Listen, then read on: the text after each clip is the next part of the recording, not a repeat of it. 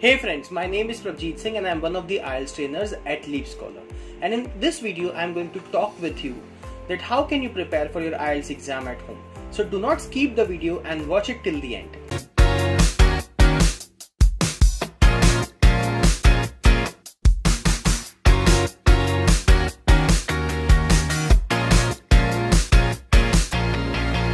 Now when talk about preparation at home, one question might have popped in your mind.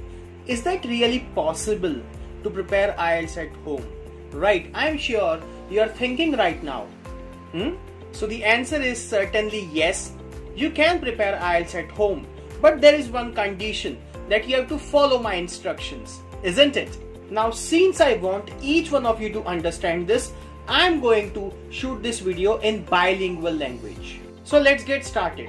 First of all, I would like to talk about reading module. अब reading module ही ऐसी जगह है जहां पर सब लोग आके फंस जाते हैं, इसलिए मैं लिसनिंग से पहले रीडिंग की बात आप सबके साथ में शेयर करना चाहता हूँ, साझी करना चाहता हूँ। सो जो सबसे बेसिक चीज है जब आपको रीडिंग मॉड्यूल के बारे में जो समझनी है वो ये है कि एक रिसेप्टिव स्किल है गाइस। इसका मतलब ये है कि आप क्या टेक्स्ट लिखी हुई है उसे समझ पा रहे हैं या नहीं समझ पा रहे हैं। कई स्टूडेंट्स को ये लगता है कि हमको सिर्फ रीड करना होता है और आंसर्स फाइंड आउट करने होते हैं, बल्कि ऐसा बिल्कुल नहीं है।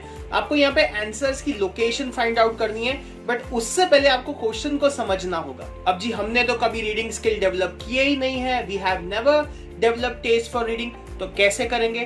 तो जी आप यूं करेंगे, if you are a beginner या आपने बहुत ज्यादा ट्राई किया है मगर कुछ भी अब तक अगर नहीं हो पाया है रीडिंग मॉड्यूल में, तो सबसे पहले जी आपने टेस्ट डेवलप करना है रीडिंग का by reading different text, different passages. Now once you are able to understand the opinion of a writer or maybe whatever facts which are discussed in reading, now you are good to go. अब आपने एक एक करके question type उठाना है and you should start with the very basic very simple questions like summary questions and short question answer. साथ ही में आप ये भी सोच रहे होंगे कि मैं कौन सी बुक्स यूज करूं which is the reliable source. So let me share a fact over here कि कैम्ब्रिज की जो भी बुक्स है आप उसे ले सकते हैं, और यहाँ पर मैं आपको स्ट्रांगली रेकमेंड करूंगा to start with Cambridge book number 8. Now we all are aware of a proverb that Rome was not built in a day, right? So is reading skill and so is reading module. Now what you have to do, once you have started winning small, okay, your small combats, now you can switch to list of headings, classification questions, true false not given. अब आपने बड़ी जंग जीतनी है, बड़ी जंग लड़नी है जब आप एक बार छोटे छोटे आंसर्स अपना फाइंड आउट करने शुरू कर चुके हो और आपकी जो एक्यूरेसी स्किल है, जो लेवल है, वो इंक्रीज होने लगा है. कोई भी क्वेश्चन टाइप सॉल्व करने से पहले you should do one thing, you should recall all the tips which are taught. चाहे वो आपको क्लास में सिखाई हो, चाहे आपने हमारे ये चैनल पे आके सीखी है, जो कि सेशंस लाइव लिए जाते हैं, वहां पर से सारे के सारे रिकॉर्ड होते हैं, सारे के सारे अपलोड होते हैं. So you can learn and even you can revise the tips. So let's say that you are scoring 20 out of 40, right? फिर slowly and gradually you will be able to upgrade yourself. Then let's just assume that you are able to manage 26 to 29 correct, which means 6.5. After some time you will be able to manage at least 30 correct answers, and that is going to guarantee you 7 band, isn't it? Moving to the next module, I am sure listening ऐसी चीज है जो आपको difficult नहीं लगती होगी, मगर उसमें जो डिफिकल्ट लगते हैं वो मैप टाइप के क्वेश्चंस होते हैं, राइट? देन क्लासिफिकेशन क्वेश्चन जहां पर आपको कुछ मैचिंग कर जाना पड़ता है, या फिर थर्ड एंड फोर्थ सेक्शन जहां पर आपको एमसीक्यू क्वेश्चंस आते हैं. और फोर्थ सेक्शन इसीलिए क्योंकि वो काफी तेजी से बोला जाता है, correct? Now to simplify the process you must know the format of your listening test. So मैं आपको थोड़ा सा यहाँ पे बता देता हूं कि जो फर्स्ट रिकॉर्डिंग होती है it is always a telephonic conversation. The second one is information based, third one is academic discussion, and the fourth one is an academic lecture. So once you are aware of this, now you can start preparing it, and you should actually get mastery for first 20 questions at least. So that is going to be your first hunt in listening module. Now once you have cracked level 1, अब आपने क्या करना है? अब अपने MCQ questions पे attack कर देना है. कैम्ब्रिज के जितने भी रिकॉर्डिंग्स हैं वो आपने सुनने हैं, और उसका जो सेक्शन 3 है जहां पर सबसे डिफिकल्ट टाइप के MCQ क्वेश्चंस आते हैं मोस्ट प्रोबेबली, हालांकि आपको MCQ किसी भी सेक्शन के अंदर मिल जाएंगे, be it first, second, third, fourth, right? मगर ये वाले आपने बार बार से सुनने हैं और उसको बार बार से प्रैक्टिस करना है. अगर आपका लेट्स से कि आपका 10 में से सिर्फ 6 या 7 का स्कोर आ रहा है, और if it is as less than 5, तो भी आपने चिंता बिल्कुल नहीं करनी है। जब तक आप इसमें मास्टरी नहीं ले लेते हो, आप इसको पकड़ के रखोगे, आप इसको बिल्कुल नहीं छोड़ोगे। नाउ लेट्स अज्यूम कि आउट ऑफ 30, राइट, जब आप 3 सेक्शंस में मास्टरी कर लोगे, पहले 2 तो काफी आसान होते हैं, तीसरा मैंने आपको बताया आप एमसीक्यूज कर लेंगे, तो लेट्स अज्यूम कि आप यहाँ पर एटलीस्ट 27 से 28 का स्कोर गेन कर रहे हैं। तो यानी आप यहाँ पर समझ लो कि आपका 6.5 बैंड तो बन रहा है। लास्ट वाला जो सेक्शन है उसमें अब आपको प्रैक्टिस करनी शुरू करनी है, और वहां पर आप अपना स्कोर ले सकते हो, लेट्स से 5 to 7 के बीच भी।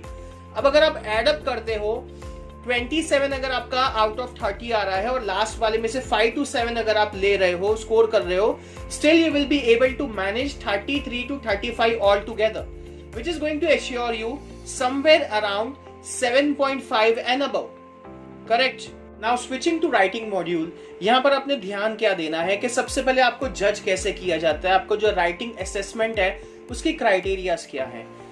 So in that case I would like to share with all of you task achievement, जिसको आप टास्क रिस्पॉन्स भी बोलते हैं, देन लेक्सिकल रिसोर्स होता है, ओके, उसके बाद में आ जाती है आपकी ग्रामेटिकल रेंज एंड एक्यूरेसी, उसके बाद में आता है आपका coherence and cohesion. You have to take care of each parameter equally. I have seen many students who are just after vocab building, which is not the correct way. अगर यहाँ आप सिर्फ और सिर्फ वोकैब के पीछे भागते रहोगे तो ऑफ कोर्स आप कभी भी अपना राइटिंग टेस्ट क्रैक नहीं कर पाएंगे, and sadly many students have to retake their test for this reason. Now first of all you have to take care of your grammatical skills, right? Let's begin with subject verb agreement. Then आप अपने tenses को polish करो, punctuations को अच्छे से समझो, articles को कैसे यूज करना है, हालांकि वो वर्ड कंसीडरेशन में नहीं लिए जाते, प्रीपोजिशंस का सही यूज किया आएगा, और कैसे आप प्रोनाउंस वगैरह को यूज करोगे। तो ये बेसिक चीजों से which falls under the category of accuracy, आप उसको सबसे पहले समझना शुरू करो।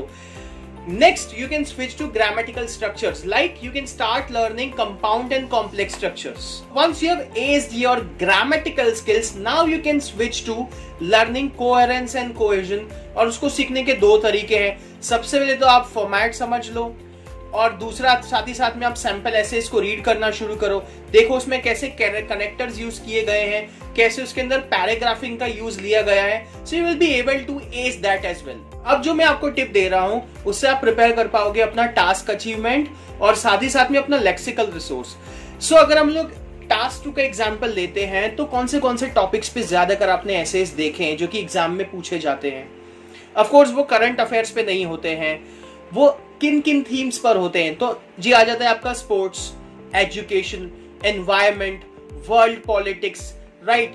फिर जो भी क्राइसिस होते हैं जो कि अगेन वाइडर या फिर कभी कभी पर्सनल कॉन्सेप्ट्स के ऊपर ये लोग एसेस पूछते हैं, तो ये वाले सैंपल आंसर्स आप रीड करना शुरू करो, इनकी वोकैबुलरी को आप अंडरलाइन करो, उसको लर्न करना शुरू करो। मगअप नहीं करना है आपने, यहाँ पर उसको लर्न करना है और आप उसको अप्लाई करना शुरू करो।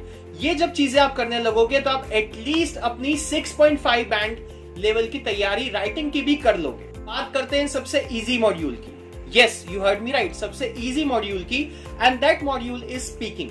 स्पीकिंग मैं इसलिए इजी मानता हूं क्योंकि सबसे पहले this is the shortest test. अब आप सोचोगे शॉर्टेस्ट तो है मगर इसको फेस टू फेस देना है, वही तो इस टेस्ट का मजा है, वही तो आपके स्किल्स को एक्चुअली में जज किया जाएगा, राइट। तो अब आपने करना क्या है कि आप अपने किसी भी फ्रेंड को पकड़ लो, उसको 15 मिनट अपने साथ बिठा दो और एक फुल लेंथ आप उसके साथ में स्पीकिंग प्रैक्टिस कर लो, या फिर अपने पेरेंट्स के साथ कर लो। अगर आप वर्किंग प्रोफेशनल हैं तो अपने किसी कलीग को पकड़ लो और जबरदस्ती आप या तो उसके साथ इंग्लिश में बातें कीजिए, जबरदस्ती आप उसको कॉन्वर्सेशन में फंसाओ, ओके, या फिर आप उसको जी बता दो कि मैं आईएलटीएस के लिए प्रिपेयर कर रहा हूं तो आप मेरी थोड़ी सी प्रैक्टिस करवा दीजिए। जब आप ये करने लगोगे तो सबसे पहले जो आपका ये पब्लिक स्पीकिंग वाला जो फियर है ना, जिसको कई लोग स्टेज फियर भी बोलते हैं, ये वैनिश हो जाएगा। आपको बिल्कुल डर नहीं रहेगा अपने एग्जामिनर के आगे वहां पर जाके confidently eye to eye contact करते बात करने के समय। इसके अलावा आप मिरर प्रैक्टिस कर सकते हो, या फिर आप अपने मोबाइल फोन में, since technology has blessed us, right, and that too abundantly, आप अपने आप को रिकॉर्ड कीजिए। लेट्स से कि आज आप सिर्फ पार्ट 1 के क्वेश्चंस प्रिपेयर कर रहे हो, नेक्स्ट डे आपने 4-5 क्यू कार्ड ले लिए, मगर क्यू कार्ड जब भी आप प्रिपेयर करेंगे इस चीज का ध्यान रखना कि आप 1 मिनट से ज्यादा प्रिपेरेशन टाइम नहीं ले रहे हो। If you are going to exceed your prep time, there are then chances कि आप कुछ ना कुछ वहां पर फाउल अपनी एग्जाम में क्यू कार्ड के समय करते हुए आओगे।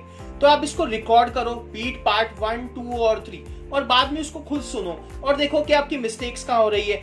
कई बार कई लोगों की फ्लुएंसी में हो जाती है, कई बार कई लोग कोहेरेंट नहीं होते हैं, कई बार कई लोग इडियम्स और कनेक्टर्स को यूज करना भूल जाते हैं, और कई लोग ग्रामर का ध्यान नहीं रख पाते हैं। आपने ये नोट डाउन करना है कि आपकी कौन सी पैरामीटर के हिसाब से आपकी गलती हो रही है। ओवरऑल अगर देखा जाए तो ये प्रैक्टिस तो आप कर लोगे अपने रिसेप्टिव स्किल्स और प्रोडक्टिव स्किल्स की, मगर आप सोचोगे कि ये करें कैसे।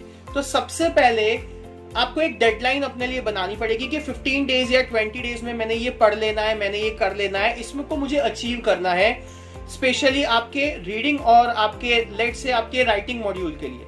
एटलीस्ट 2 मॉड्यूल करके तो आप ले ही सकते हैं, be it listening speaking, be it in the combination of listening reading, जैसे भी आप करना चाहें आपकी मर्जी है, मगर आप उस प्रोग्रेस को ट्रैक कीजिए। इस प्रोग्रेस को ट्रैक करने के लिए आपको क्या करना पड़ेगा, आपको सिर्फ 10 रुपीज या फिर 20 रुपीज खर्चा करना पड़ेगा और आपको एक नोटबुक लानी पड़ेगी, या फिर आप अपने लैपटॉप के अंदर या अपने मोबाइल के अंदर आप अपना सारा का सारा ये जो रिकॉर्ड है वो आप ट्रैक करते जाइए कि किस दिन पर आपने कौन सी कैम्ब्रिज की टेस्ट सॉल्व की, आपके कितने मार्क्स आए, आपने राइटिंग के अंदर कितना इंप्रूवमेंट किया, कितने आपने जो ब्रेनस्टॉर्मिंग थी वो समझी है कि कौन से आइडियाज कहां पर यूज किए जा सकते हैं, कितनी आपने वोकैब्स लर्न की है।